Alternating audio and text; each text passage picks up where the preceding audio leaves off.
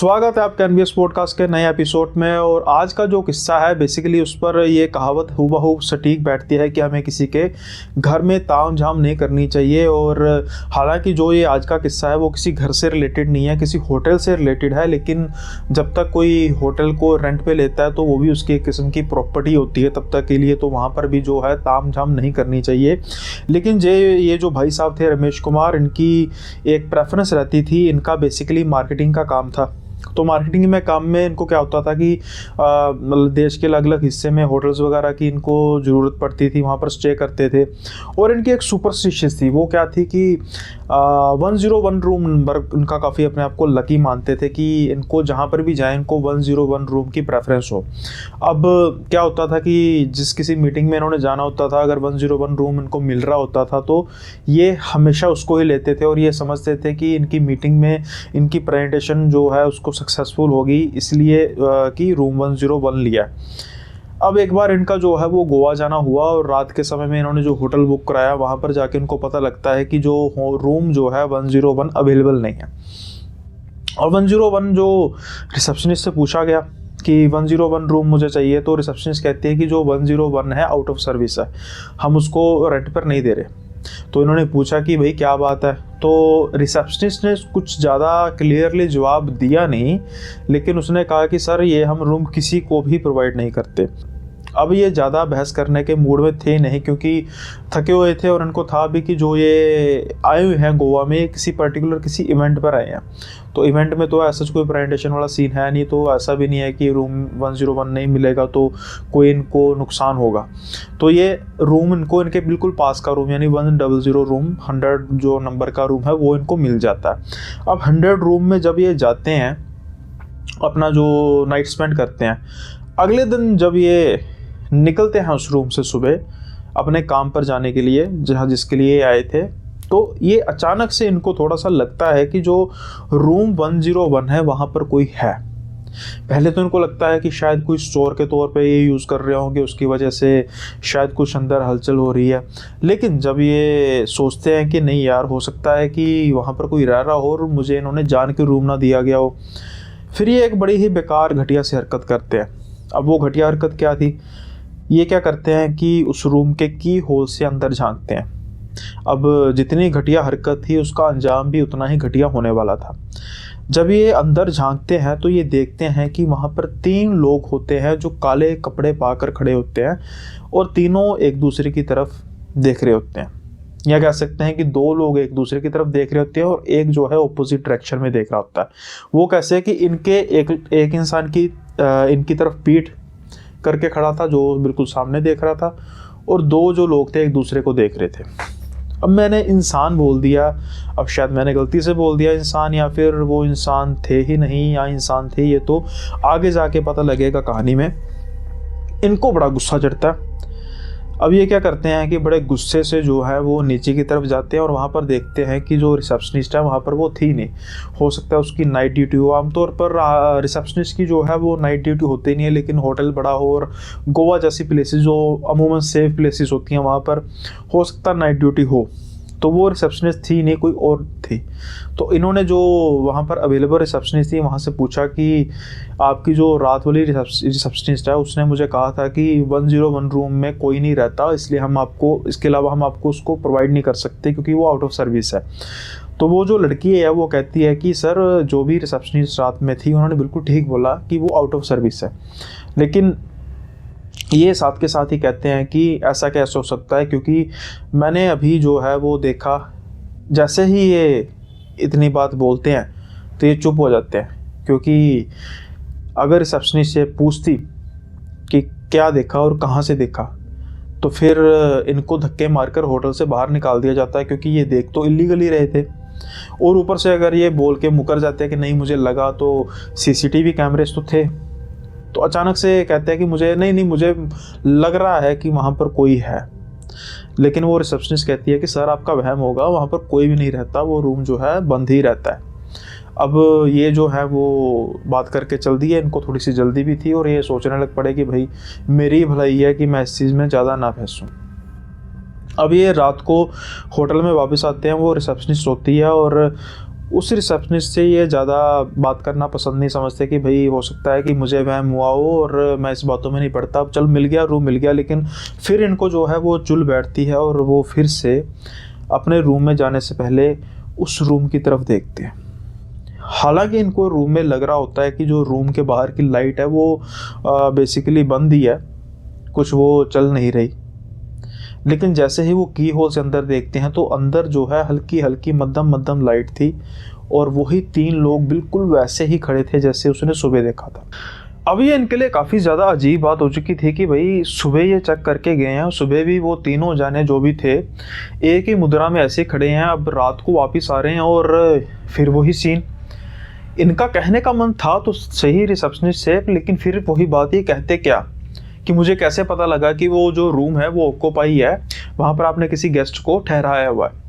लेकिन जो अजीब बात तो ये थी कि ऐसा कैसे हो सकता है कि सुबह और शाम रात यानी कि एक ही मुद्रा में वो तीनों लोग हैं। खैर ये सोचते हैं कि हो सकता है कि कोई स्पेसिफिक इनका कोई रिचुअल हो और वो कर रहे हो, और सुबह जब मैं जा रहा हूँ तब भी कर रहे होंगे, अब मैं वापस आ रहा हूँ तब भी कर रहे होंगे, ये सोच के अपने रूम में जाने की करते हैं। और अगले दिन जब ये सुबह फिर निकलने लगते हैं तो फिर सुबह एक बार जो है ये देखते हैं। तो जब सुबह ये देखते हैं तो फिर वही उनको 3 जो चीज़ें हैं या आदमी हैं, औरतें हैं, भूत है, ना जाने क्या था वो वैसे ही खड़े होते हैं। अब इनकी जो है वो सिट्टी पिट्टी गुल हो जाती है और ये किसी ना किसी तरीके से सुबह रिसेप्शनिस्ट से बात करने की सोचते हैं जो दूसरी रिसेप्शनिस्ट थी। अब उससे पूछते हैं बातों बातों में कि जो ये रूम नंबर 101 है वहाँ पर कौन ठहरे हुए हैं। तो जो रिसेप्शनिस्ट कहती है कि सर वहाँ पर कोई नहीं ठहरा, वो रूम बंद है। तो ये कहते हैं कि मुझे तो लगता है कि वो रूम में कोई है। तो वो रिसेप्शनिस्ट है जो कहती है कि सर आप कैसे कह सकते हैं। तो ये कहते हैं कि रात को दरअसल मेरा नंबर जो रूम नंबर है वो 100 है और मुझे लग रहा है कि वहाँ पर कुछ चलने फिरने की आवाज़ें, कुछ आवाज़ें मुझे आ रही हैं, और इन्होंने वैसे बात को बदल के कहा। लेकिन जो वो लड़की है वो कहती है कि नहीं सर ऐसा कुछ नहीं है, वो रूम जो है वो सर्विस आउट ऑफ सर्विस है और वो खाली है। अब ये उससे ज़्यादा बात नहीं करते क्योंकि उसका तो रोल कोई था नहीं उसको 100 नंबर रूम दिलाने में। अब ये सारे दिन फिर अपना काम करते हैं, जो भी इवेंट होता है उसको ये ज्वाइन करते हैं और रात के समय में फिर वापस आते हैं। रात के समय में जब ये वापस आते हैं और फिर एक बार ये घटिया हरकत करते हैं। घटिया हरकत क्या है कि वो की होल से फिर झांकने की कोशिश करते हैं और इस बार जो है इनको कुछ अजीब सी चीज़ दिखाई देती है। इस बार जब ये अंदर झांकते हैं तो इनको की होल के बिल्कुल पास जो है कुछ लाल लाल दिखाई देता है। अब जब ये लाल लाल दिखाई देता है तो उनको लगता है कि शायद इनको पता लग गया है और ये जो है वो कमरे जो की होल है उस पर उन्होंने कुछ लाल रंग का कपड़ा आगे रख दिया। इनको शक पड़ गया है, इनको शायद सीसीटीवी कैमरे में इन्होंने देख तो नहीं लिया। अब इस चीज़ को जो है वो कवर अप करने के लिए जल्दी से ये रिसेप्शनिस्ट की तरफ जाते हैं और बड़े गुस्से से कहते हैं कि तुम तो कह रही थी कि उस रूम में कोई है नहीं, लेकिन उस रूम में कोई है। अब वो रिसेप्शनिस्ट थोड़ी सी डर के कहती है कि सर उस रूम में कोई नहीं है। तो ये कहते हैं कि क्यों नहीं उस रूम में, यार मुझे उस रूम में आवाज़ें आ रही हैं, मैं अभी 1-2 दिन से मैं नोट कर रहा हूँ, जब भी मैं उस रूम के आसपास से गुजरता हूँ मुझे आवाज़ें आती है। अब ये जो लड़की है वो काफ़ी ज़्यादा ब्लंटली कहती है कि सर आप झूठ बोल रहे हो। अब जब किसी कस्टमर को ऐसे कोई कहता है, हालांकि उसको पता था कि उसकी गलती है, लेकिन फिर भी वो थोड़ा सा हावी होने की कोशिश करता है और वो कहता है कि मैं झूठ बोल रहा हूँ, जाओ रूम खुलवाओ अगर रूम में कोई ना हुआ तो वो लड़की कहती है कि सर मैं ऐसे रूम क्यों खुलवाऊंगी, और दूसरी बात ये आपका कोई हक नहीं है कि ये मुझे कहना इस रूम को खुलवाओ, और सेकंड बात ये है कि अगर रूम में कोई ना भी, अभी तो रूम में कोई है भी नहीं, अगर रूम में कोई होता तब भी मैं क्यों खोलती, और फॉर योर काइंड इन्फॉर्मेशन हमने आपको कह दिया हुआ है कि ये रूम खाली है। अब दोनों में थोड़ी बहुत बहसाबसाई होने लग पड़ती है। इनको तो पता था कि इनकी क्या गलती है, तो फिर ये थोड़ा सा ठंडा पड़ना शुरू होते हैं और कहते हैं कि देखो मैडम आपने ये मुझे रूम नहीं देना, मुझे कोई दिक्कत वाली बात नहीं, क्योंकि मैंने तो कल चले जाना यहाँ से, लेकिन आपने ये बताओ मुझे झूठ क्यों बोला। तो वो जो मैडम होती है, रिसेप्शनिस्ट होती है, वो कहती है कि सर मैं झूठ नहीं बोल रही, आप मेरी बात का विश्वास कीजिए, इस रूम में कोई भी नहीं है, ये रूम बिल्कुल बंद रहता है। अब फिर इनको थोड़ा बहुत उस लड़की की बातों पर विश्वास भी आने लग पड़ता है कि यार हो सकता है सच बोल रही है, लेकिन ये माजरा क्या है। फिर ये उसको थोड़ा सा फ्रैंकली होना शुरू होते हैं कि देखो मैम बात ऐसी है, पहले अपना सारा बताते हैं कि मैं इतना ये क्यों कर रहा हूँ, क्योंकि 101 जो रूम है वो मेरा लकी रूम है, मैं जहाँ पर भी जाता हूँ मेरी कोशिश होती है 101 रूम लेना। मैं आपकी बात मान गया कि ये रूम ऑक्यूपाइड नहीं है और आउट ऑफ सर्विस है, लेकिन मुझे कुछ ऐसा फील हुआ जिससे मैं आपको कह रहा हूँ, और मुझे लगा कि शायद आप ये कोई स्पेशल गेस्ट होगा, ये ऐसा कुछ घुमाई। तो वो कहती है कि आपको कैसे महसूस हो रहा है कि इस घर में, इस रूम में कोई है। तो वो कहता है कि पहले आप मुझे बताओ कि इस रूम का माजरा क्या। अब वो जो रिसेप्शनिस्ट है वो इधर उधर देखते रहो, कहते हैं कि सर रिक्वेस्ट है आपसे, प्लीज़ आप किसी से बात मत करना। अगर आप इतना हम्बली अब मुझसे बात कर रहे हैं, चलो जो हुआ 10 मिनट पहले हमारी बहसा बसाई हुई वो बात की बात है, लेकिन जो इस रूम की सच्चाई है वो मैं आपको बताने लगी हूँ। तो वो कहते हैं कि बताओ। कहते हैं कि काफ़ी साल पहले इस रूम में 3 तांत्रिक थे जिन्होंने इस रूम को जो है वो किराए पर लिया था। जो रूम ये तांत्रिक थे वो किसी इस होटल के मालिक के कुछ जानकार थे, या हो सकता है कि होटल के मालिक ने कुछ तंत्र मंत्र कराना हो, हमें नहीं पता, लेकिन हमारा काम तो सिर्फ ये था कि हमने जो है वो रूम देना। तो रूम जो है वो उनको दे दिया गया। वो सारे दिन जो है रूम को बंद करके रखते थे और तंत्र मंत्र किया करते थे। काफ़ी दिन हो गए वो रूम से बाहर नहीं निकले, और जब ये बात मालिक को पता लगी, उसने भी पहले तो इतना कुछ किया नहीं, क्योंकि तंत्र मंत्र में आपको जानते ही होंगे कि काफ़ी टाइम लग जाता है। लेकिन कुछ समय बाद क्या हुआ कि रूम से पहले जो कभी कभी मंत्र की धीरे धीरे आवाज़ें आती होती थी, हमने तो आसपास के रूम भी जो है वो नहीं दिए ताकि गेस्ट वगैरह को कोई दिक्कत ना हो। फिर क्या हुआ कि इस रूम से वो तंत्र मंत्र की जो आवाज़ें हैं वो भी आनी बंद हो गई। अब जब ये बात आवाज़ें आनी बंद हुई, कुछ दिन बीते, तो हमने जो है वो मालिक को भी बताया कि ना ही कोई अंदर से खा रहा है, ना ही कोई बाहर आ रहा है, ना कोई ऑर्डर खाने का आ रहा है। जब दरवाज़ा तोड़ा गया तो वो तीनों जो तांत्रिक थे वो लटके हुए थे। अब हैरानी वाली बात यह है कि पंखा तो एक है, जो बाकी 2 तांत्रिक थे वो लटके हुए थे, 2 एक दूसरे को अपने ऑपोजिट देख रहे थे, और एक सीधा जो है वो दरवाजे के ऑपोजिट था, और ये तीनों लटके हुए थे हुक के साथ। अब ये हुक कहाँ से आई किसी को कुछ नहीं पता, वो भी 3 हुक। उसके बाद फिर इन लाशों को जो है निकाला गया, और कुछ दिन बाद जो है इस होटल के मालिक भी जो है चल बसे। अब उनका बेटा जो है वो होटल संभालता है, और जब से ये लाशें तीनों बाहर निकाली गई हैं उसके बाद से ये जो कमरा है उसको बंद कर दिया गया। किसी को भी ये कमरा नहीं दिया गया, क्योंकि शुरू में तो ये कमरा जब लाशों को निकाला गया था गेस्ट को नहीं दिया गया, लेकिन इसको वैसे किसी वेटर के लिए जो रात को लेट हो जाता था या जिसने रात को रुकना होता था वो रहता था, लेकिन वहाँ पर कुछ अजीब सी हरकतें होती थी जिसकी वजह से उसको भी ये कमरा देना बंद कर दिया गया। फिर उसके बाद क्या हुआ कि कमरा बंद करने के बावजूद भी कुछ अंदर से अजीब सी तरीके की आवाज़ें आती थी, और कोई भी वेटर अगर जब वो उसको की होल से देखता तो उनको कुछ 3 आकृतियां दिखाई देती थी काली कपड़ों में। और कई बार क्या होता था कि 1-2 वेटर्स को तो लाल रंग की कोई चीज़ दिखाई दी थी। जिन वेटर्स को लाल रंग की वो चीज़ दिखाई दी, उसके बाद उन वेटर्स की जल्दी ही मौत हो गई। अब ये सुनने की देर थी तो इनकी सिट्टी पिट्टी गुल होगी, क्योंकि इनको भी तो वो लाल जो चीज़ दिखाई दी थी, और जो कहा जाता है कि वो लाल थी इनकी आंखें जो उस समय उनको देख रही होती थी, जो उनको बाहर से की होल से देख रहा होता है। अब इन्होंने फटाफट भागने की वहाँ से की, क्योंकि इनको लग रहा था कि बस इनकी अब जो मौत है वो पास में ही है। इन्होंने जल्दी से गोवा को लेफ्ट किया। आज इस बात को कुछ साल बीत चुके हैं। वहाँ पर वापस आके इन्होंने अपना थोड़ा बहुत तांत्रिक से बात की। तांत्रिक ने कुछ मौली वगैरह बांधी, कुछ ताबीज़ वगैरह बांधे, अलग अलग तरीके से उपाय किए गए, जिसकी वजह से इनकी जान तो आज बची हुई है, लेकिन कभी कभी इनको फिर से वो लाल आंखें दिखाई देती है। तो वो कहा जाता है ना कि भाई हमेशा जो है कभी भी किसी की टांग नहीं अड़ानी चाहिए। अगर जो चल रहा है, किसी ने मना किया है कहीं पर जाने पर, तो वहाँ पर नहीं जाना चाहिए। किसी के और की जगह में ताम झाम करने का अंजाम बड़ा बुरा हो सकता है। ये तो वही बच गए, लेकिन आपकी हर बार किस्मत अच्छी हो ऐसा तो नहीं होता। ये थी इस एपिसोड की पहली कहानी। अब जल्दी से दूसरी कहानी शुरू करते हैं। और दूसरी कहानी भी कुछ ऐसी ही कहानी है कि कुछ ऐसी खास जगहें होती हैं जहाँ पर अकेले में नहीं जाना चाहिए, और या फिर कहते हैं कि वहाँ पर कुछ ऐसी एक्टिविटी नहीं करनी चाहिए जिससे वहाँ के रहने वालों को खासी तकलीफ़ हो।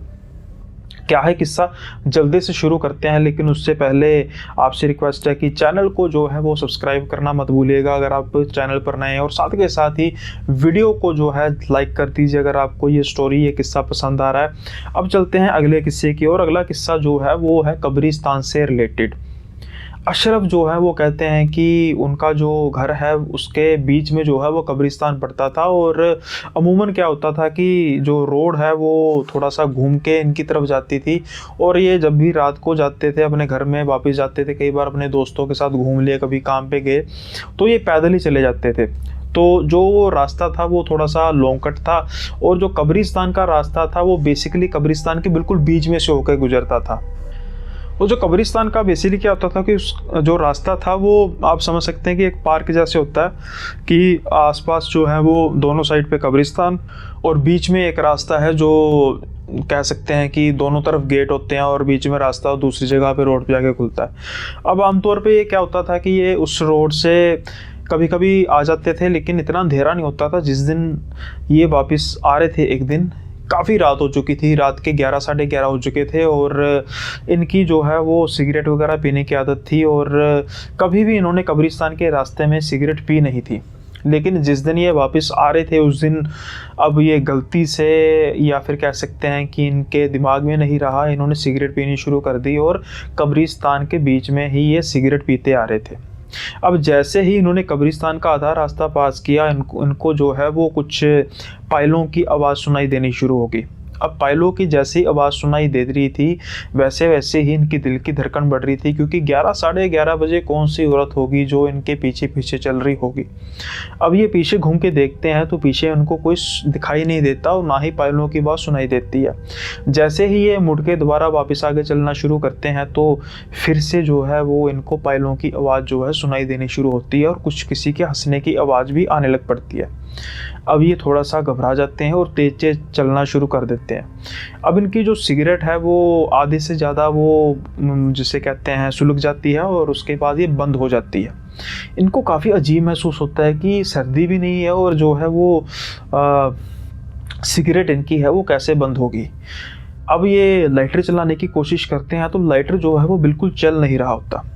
अब जैसे तैसे करके कब्रिस्तान से बाहर निकलते हैं, और कुछ ही दूर आगे जाते हैं, और आगे इनके दोस्त का घर होता है, और उसका दोस्त जो होता है वो बाहर ही खड़ा होता है। अब ये दोस्त को देख के सिगरेट की तरफ ऐसे करते हैं कि भाई सिगरेट जलानी है, तो उनका जो दोस्त है वो लाइटर बाहर निकालता है, ये दोस्त के बिल्कुल पास पहुंचते हैं, और जैसे ही उनका दोस्त जो है वो लाइटर चलाता है, उस दोस्त को पीछे औरत दिखाई देती है जो दोनों की तरफ बड़े गुस्से से देख रही होती है।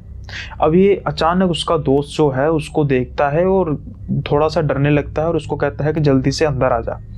अब जब ये अंदर आ जाते हैं तो अंदर जाके उसके लिए सिगरेट सुलाता है। कुछ देर बात करते हैं, इनका दोस्त काफ़ी घबराया होता है और ये कुछ बात करता नहीं है। तो इनका दोस्त जो है वो कहता है कि ऐसा कर, तुझको मैं घर छोड़ के आता हूँ। अब ये कहते हैं कि नहीं यार, थोड़ी दूर तो रह गया, मैं चला जाऊंगा, लेकिन वो बार बार कहना शुरू कर देते हैं। तो इनको लगता है कि यार चल, कह रहा तो कोई बात नहीं।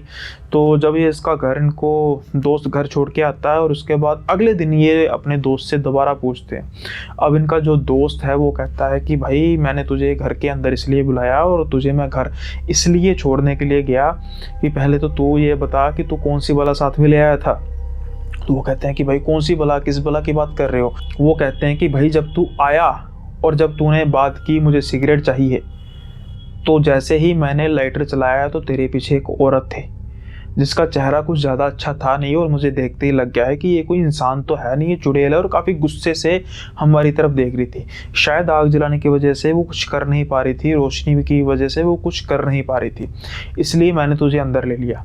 अब जैसे ही इन्होंने ये बात की तो ये भी जो है वो को रिलेट करने लग पड़ते हैं कि यार ऐसा ही हुआ, मैं ना कब्रिस्तान के बीच से, मेरी गलती है, मैं सिगरेट जो है वो सुलगाता हुआ कब्रिस्तान के बीच में से आ रहा था, और मेरे साथ भी कुछ ऐसा हो रहा था जैसे लग रहा था कि मेरे पीछे पीछे कोई आ रहा है। पायलों के छनकराने की आवाज़ आ रही थी, कोई हंस रहा था औरत जैसी चीज़, और मेरी सिगरेट अचानक से बुझ गई, और तो और जो लाइटर फुल जो था वो पूरा भरा हुआ था, वो भी नहीं चल रहा था।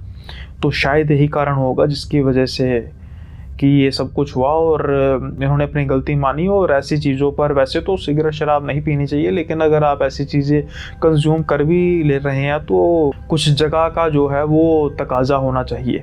खैर, ये काफ़ी अजीब स्टोरी थी और भाई डरावनी भी थी, क्योंकि इन्होंने तो वो चीज़ देखी नहीं जिन्होंने कांड किया, और खामोखा उनके दोस्त ने ऐसी चीज़ देख ली जिसको उनका देखने का कोई मतलब बनता नहीं था। जल्दी से अब अपनी अगली स्टोरी की तरफ चलते हैं। और अगली स्टोरी पर जो है वो एक ऐसी औरत की कहानी है जो अपने बच्चों को जन्म देती है और खामोखा ही एक ऐसी मुसीबत में फंस जाती है। ये जो स्टोरी है ये राजीव की स्टोरी है। राजीव जो है अब तो बड़े हो चुके हैं, लेकिन इनका कहना है कि इनकी जो मदर है, जब इनका जन्म हुआ था तो इनकी मदर के साथ कुछ ऐसी पैरानॉर्मल जो है जो एक्टिविटीज़ हुई जो इनडायरेक्टली इनके साथ भी रिलेटेड थी। अब इनके फादर और इनके जो मदर हैं, इनकी फादर का जो ट्रांसफ़र हुई थी किसी शहर में, और जिस शहर में ट्रांसफ़र हुई थी वहाँ पर इन्होंने घर किराए में लिया।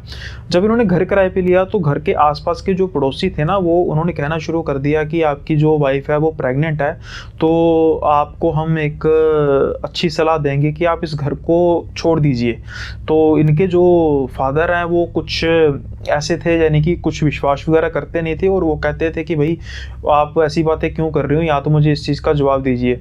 लेकिन कई लोग जो थे वो स्पष्ट इनको बताते नहीं थे कि क्या कारण है। बस वो कहते थे कि बस ये घर जो प्रेग्नेंट औरतें हैं उनके लिए कुछ खास अच्छा नहीं है। तो इनके फादर सोचते थे कि भाई क्या बात हो सकती है प्रेग्नेंट औरतों वाली क्या दिक्कत हो सकती है, ऐसा कैसे हो सकता है कि घर जो है वो प्रेग्नेंट औरतों के लिए अच्छा ना हो, या तो ना कि ऐसे कोई बाहर के इलाकों में हो जहाँ पर कोई कीटाणु, कीड़े वगैरह का, कोई सांप वगैरह का कोई हो, क्या मतलब कोई कीड़ा डस ले, कोई जानवर हमला कर दे, सारी कॉलोनी में घर है, तो ऐसा कैसे हो सकता है। लेकिन दोस्त थी वो अब गलत साबित होने वाली थी, क्योंकि कुछ ही दिन में जो इनकी वाइफ की डिलीवरी, यानी कि इनकी माँ जो है वो इनको जन्म देती है, और उसके बाद कुछ ऐसी हरकतें होना शुरू हो जाती हैं इनके घर में, ख़ास तौर पर इनकी माँ के साथ। की पहली तो बात यह है कि इनकी जान पर भी बनाती है जो अभी न्यू बॉर्न बेबी थे। तो क्या होता है कि जन्म के कुछ ही दिन के बाद जो इनकी माँ है उनकी तो पहले सेहत काफ़ी ज़्यादा डाउन होने लग पड़ती है, और उसके बाद जो है वो कुछ अजीब सी हरकतें करने लग पड़ती है। जैसे कि पहली तो बात है कि अपने बच्चों को ये दूध ही नहीं पिलाती थी, उसकी वजह से बच्चे के जो है वो शरीर पर भी, उसकी सेहत पर भी असर पड़ रहा था। तो रात को जो है वो अचानक से उठ जाती थी और इधर उधर घूमना शुरू कर देती थी और अजीब अजीब सी आवाज़ें निकाल लेती थी। अब क्या होता था कि इनके जो फादर थे उनको ये चीज़ समझ में नहीं आती थी, और उनको लगता था कि शायद कोई नींद में चलने की बीमारी है, या कुछ भी है, या कमजोरी की वजह से, या कुछ मेडिसिन का असर हो सकता है। लेकिन ऐसा कुछ था नहीं। धीरे धीरे करके जो ये इनकी जो तबीयत है वो डाउनग्रेड होती जा रही थी, और ऐसी हरकतें जो है वो दिन ब दिन बढ़ती जा रही थी। अब एक बार जो है वो हद होगी। इनके फादर जो हैं वो काम से घर पर आते हैं और अपनी वाइफ को जो है वो आवाज़ लगाने लगते हैं, लेकिन कहीं से भी इनकी वाइफ की आवाज़ आ नहीं रही थी। लेकिन अचानक से जो आवाज़ आती है तो इनके फादर जो है वो अंदर से हिल जाते हैं, क्योंकि वो आवाज़ किसी इंसान की लग ही नहीं रही थी। जैसे ही वो अपनी पत्नी के बेडरूम में जाते हैं तो वो देखते हैं कि उनकी जो पत्नी है वो दीवार की एक तरफ खड़ी हुई है, सटी हुई है, और अपने नाखूनों से अपने हाथ को उल्टे करके दीवार को पकड़ा हुआ है। यही हालत कुछ उनके पैरों की भी थी। उन्होंने अपने पैर घुमाए हुए थे और पैर को बिल्कुल अंगूठों के भार पर रखा हुआ था अपने सारी बॉडी को, और इनकी तरफ देख के हंस रही थी। और बकौल इनके पिता कहते हैं कि मानो उस दिन तो वो चुड़ैल ही लग रही थी, क्योंकि उसके बाल बिल्कुल खुले हुए थे और उसके दांत भी कुछ अजीब से तरीके के थे। दूसरी तरफ ये जो है वो बिल्कुल ज़मीन पर पड़े हुए थे, और जो इनके सर से हल्का सा खून निकल रहा था, जैसे कि इनको मारने की कोशिश की हो। अब आप भी जानते हैं कि जो एक न्यू बॉर्न बेबी होता है उसका सर जो बिल्कुल वीक होता है, यानी कि जब आप कई बार देखेंगे तो उसके जो सर होता है ना, उसका दिमाग की जो होती है, दिमाग की जैसे हार्ट होता है ना, हार्ट भी दिमाग की भी हल्की हल्की बीट होती है, वो भी लग रही होती है, नज़र आ रही होती है। उसके बावजूद इनके सर पर चोट लगी हुई थी। पहले तो इनके फादर इसको देख के डर गए, और जैसे ही वो सबसे पहले अपने बच्चे को उठाने गए तो इनकी माँ जो है इन पर झपट पड़ी और इनको भी मारने की कोशिश की। जैसे तैसे करके इन्होंने छुड़वाकर अपने बच्चे को लेकर घर के बाहर भागे।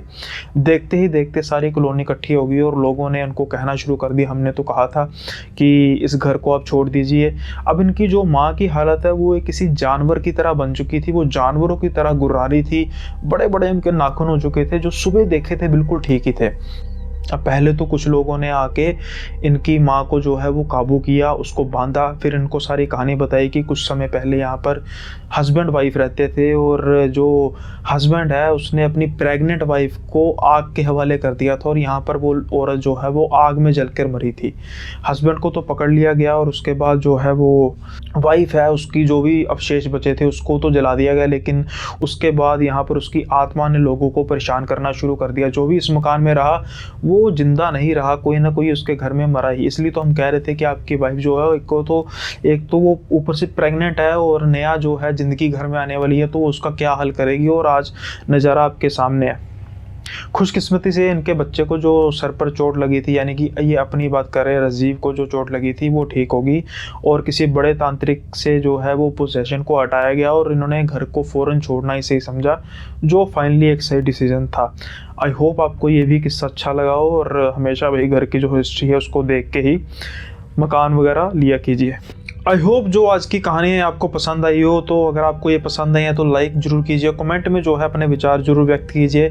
साथ के साथ ही अगर आप चैनल पर नए हैं तो सब्सक्राइब करना मत भूलिएगा। जल्दी ही आपसे मिलेंगे अगले किसी नई वीडियो में, तब तक के लिए बाय बाय, अपना ख्याल रखिएगा।